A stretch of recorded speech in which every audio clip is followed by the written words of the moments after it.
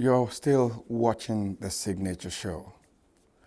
And joining me on this segment of our program is a very young woman. She's Nigerian, fresh from the university.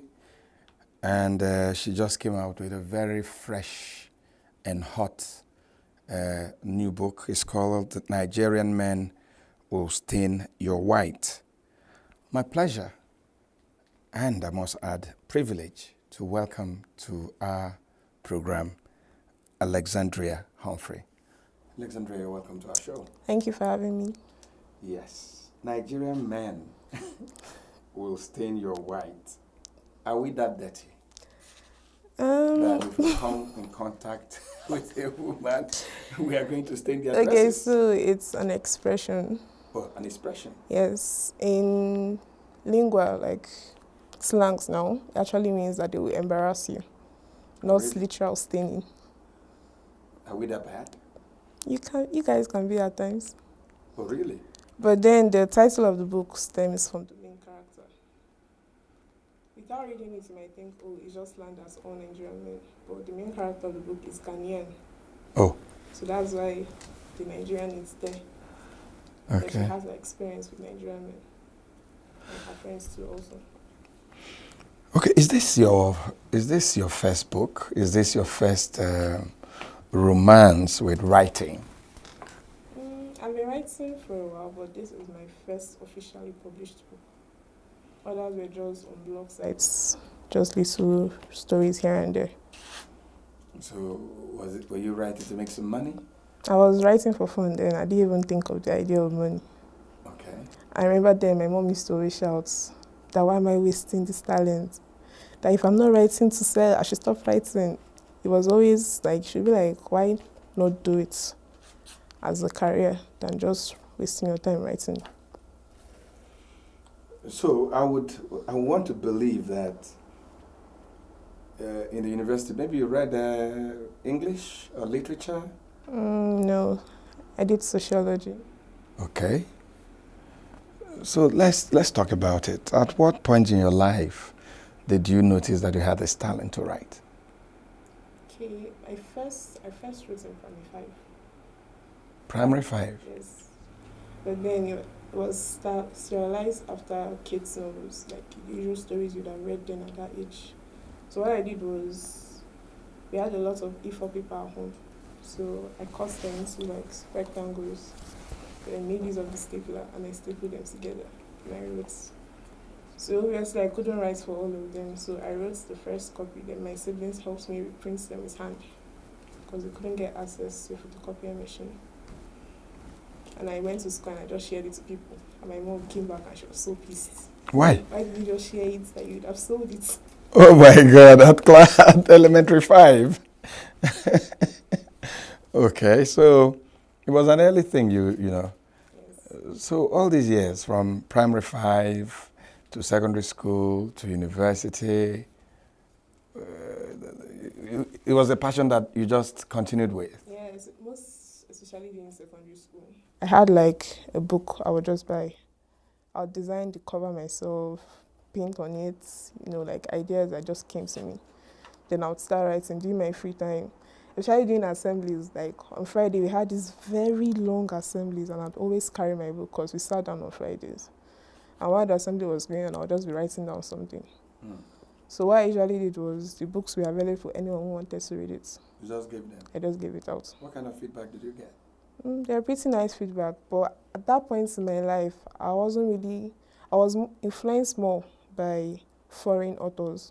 So my style of writing was quite different. I was used to writing like them, my settings were not in Nigeria. My tone and everything were not what you usually see in a Nigerian novel. But over time, this book would be my first Nigerian setting. So it was more of a challenge to myself. Tell me about this book, Nigerian Men Will Stain Your White. So basically, it's about 4 friends. Though the main character is Ghanaian, like I said before. And she had the opportunity to school here and ended up staying back because she ended up marrying a Nigerian man. So now, out of these 4 friends, she's only one of them that is married and the rest are single. So she helps her friends because she always believes that they will still find love, that love isn't impossible. And she's a therapist, also a psychiatrist. So she helps them with their main troubles. So this book tells about their journeys as they try to find the perfect one, but most often than not, they end up meeting the wrong people. They get exploited. They get not necessarily exploited. There's this saying that they say Nigeria is a very crazy place. You meet people of different characters. So the story just tells the different people they meet, their experiences with them. Meanwhile, the main character, she feels like she's safe from all those. She's thankful that she married the right person. And that the only issue she could say she hasn't liked her mother-in-law, who is not happy because she's not Yoruba. But apart from that, her life is perfect. But then the end of this book tells her that not everything that seems perfect is perfect, because she has her own surprise waiting for her at the end. What happened? You don't want to tell us. You'd have to read the book. I knew you were going to tell me that. Okay. What message are you trying to convey in this book? Yes, right. Because I understand that every author, when you write, you have a message. There's something you're pushing. There's something, you want the world to learn. Yeah, so writing this book, I expected it to be a relatable experience, something you could just click and connect to. So over time, I didn't really have any specific lessons in it, but when I was done and I sat down and I looked at what I did, so you find that there were like little advices hidden within. Yes, the stories are funny, but then if you put the humor aside, you'd actually see that there's something there for everyone.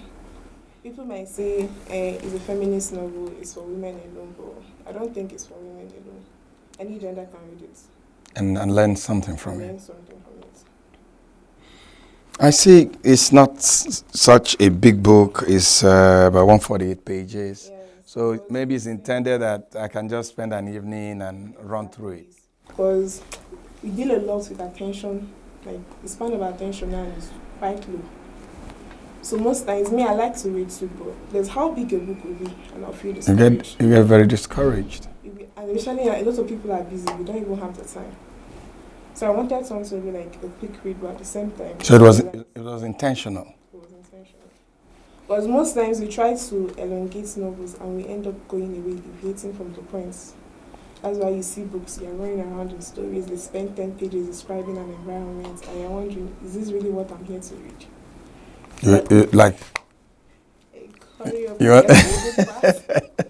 You want to get to the very exciting part of it. Okay. You read sociology. Yes. And here you're writing. Tell me a little about growing up, because I get this feeling that sometimes for writers, where you're coming from also determines what you write about. Mm-hmm. Okay, so growing up we're just three. So and there's a bit of age gap between I and my siblings. So most times I spend my holidays alone because I went to a boarding school. And our holidays didn't coincide, it didn't clash. So most times I spend my holidays alone and I'll just end up reading. So I read a lot. And from reading, I began to like them. I'll be like, so someone can just sit down and their mind will be working like this. Or you get to the end of it and you're like, you never saw that coming. Like, how do you people even think of these things? And I wanted that for myself. I wanted to be like them. There are some times I feel like I've never gotten to where I want to be in my writing game. And I'm still hoping I can improve myself much better. Are you looking forward to winning any award with this book? Honestly, I am, but it's still a long shot. I thought it was just, I think I looked into it one time and the criteria are so much. You'd have to get a certain amount of reviews to even think of it. Mm-hmm. So, but it's a work in progress. Now that you have a book, how do you want to promote it? Or is it the same thing we see with a lot of Nigerian writers?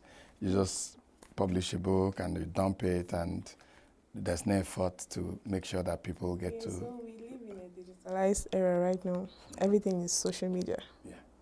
So I have accounts. I've worked with a book promoter before. I'm still working with her. we come up with strategies. We once planned the book tour, but then it didn't really pan out because we couldn't find the right societies, the right organizations that would benefit the book. So we started pushing through other agendas like this program right now, taking it online, offline, because there are some people that read, but they're not really opportune to see it online.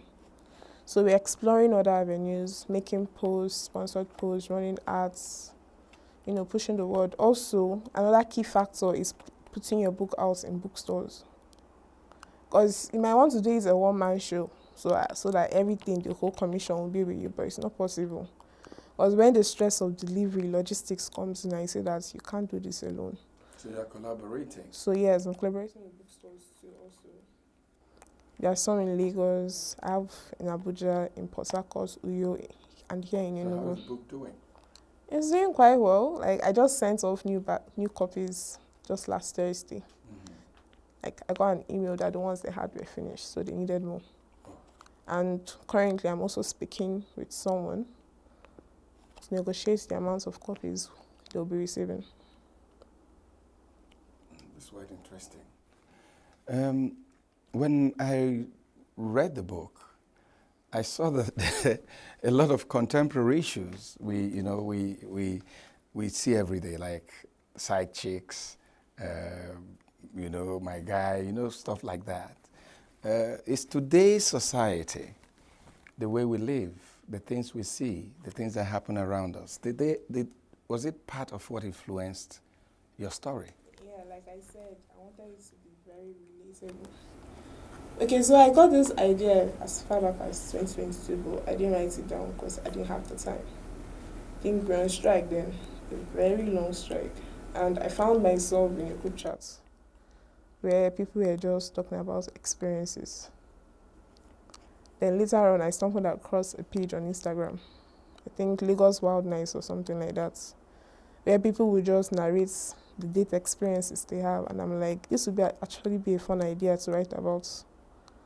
So when I started writing the book, the only thing that was in my head was the title. I didn't know how to develop it. Then over time, more ideas started coming. At some point, I'd write some chapters before. There wasn't really any order to it. Just anything that comes to your mind, pen it down, then later you look for how to join it or arrange it. But writing a book, it seems easy. Like that initial idea, you think, it's not just to write it. But when you actually start, you realize that there's work. Like all those things that were making sense in your head, once you see it in paper and you look at it, and all of a sudden it doesn't make sense anymore. And you have to start wiping. So we were able to get around it, and today we have this book in our hands.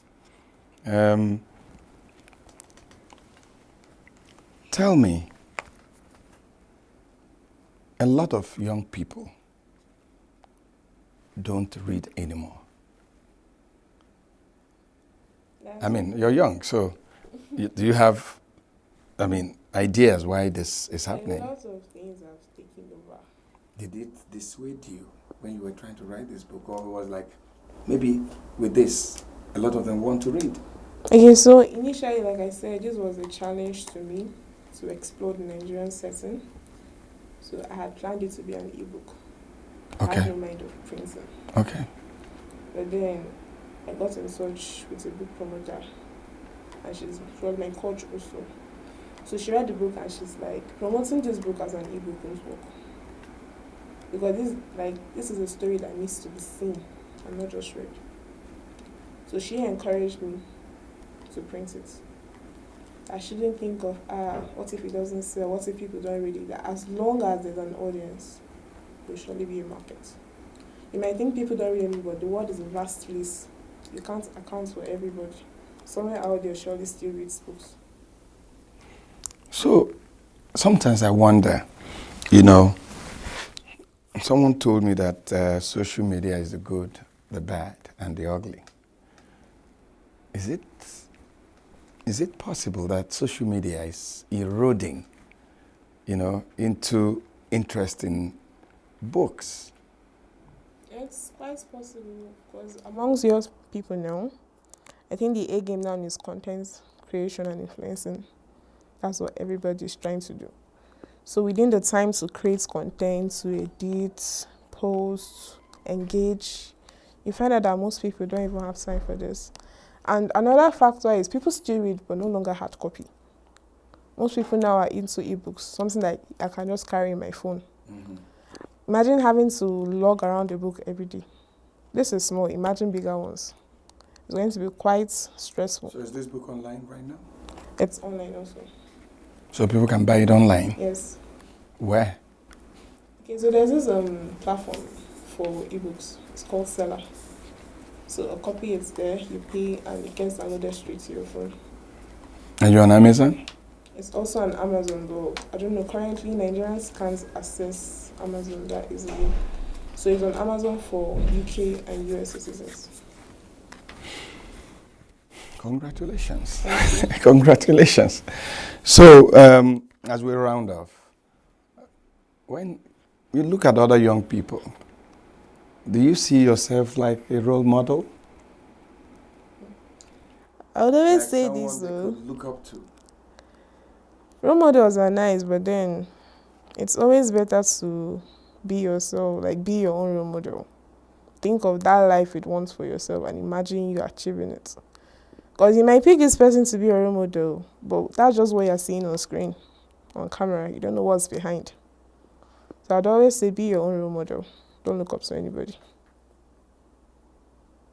That's a new one on me.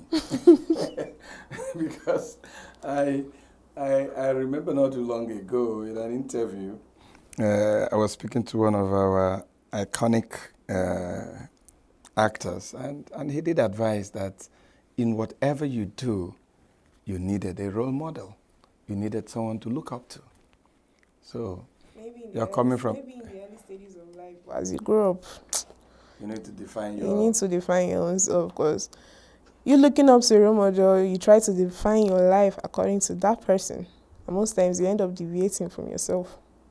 So maybe in the beginning it might be helpful, to help you land on your feet. But once you land on your feet, it's better to like create your own unique person. That DNA that is specific to you. That's specific to you. Well, in trying to learn about the book, I've learned some new lessons. Alexandria Humphrey, author of Nigerian Men Will Stain Your White. I want to thank you for coming on our show. You're welcome. Thank you for having me. I'm wishing you all the luck, and to say, please don't stop writing. Write some more. Thank you. Don't go away. Your show continues in a moment.